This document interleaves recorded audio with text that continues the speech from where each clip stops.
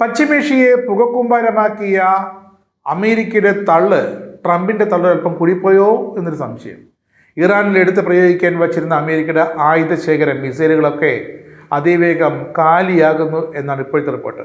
യുദ്ധം ഈ അവസ്ഥയിൽ 10 ദിവസം കൂടി തുടർന്നാൽ അമേരിക്കയുടെ അത്യാധുനിക മിസൈൽ ശേഖരം പരിധിക്ക് താഴെ പോകുമെന്ന് സാക്ഷാൽ പെൻറ്റഗൺ തന്നെ ട്രംപിന് മുന്നറിയിപ്പ് നൽകിയിട്ടുണ്ട്.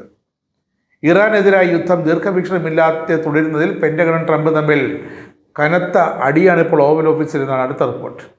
പ്രധാനമായും മിസൈൽ പ്രതിരോധ സംവിധാനങ്ങളാണ് ഇപ്പോൾ ഗണ്യമായി എണ്ണത്തിൽ കുറയുന്നത്. പല രാജ്യങ്ങളിലെയും സൈനിക താവളങ്ങളിൽ നിന്നും ഇത്തരം ആയുധങ്ങൾ ശേഖരിച്ച് പശ്ചിമേഷ്യയിലേക്ക് എത്തിക്കാനുള്ള ശ്രമത്തിലാണ് ഇപ്പോൾ അമേരിക്കൻ സേന. എന്തായാലും അമേരിക്കയുടെ കൈവശം അനന്തമായ ആയുധശേഖരമുണ്ടെന്നായിരുന്നു ട്രംപിൻ്റെ തുടക്കം മുതലേ ഉള്ള തള്ള്. അപ്പോഴാണ് സൈനിക ഉദ്യോഗസ്ഥർ ഇങ്ങനെ നേരെ കടകവിരുദ്ധമായൊരു കണക്കുമായി വരുന്നത്.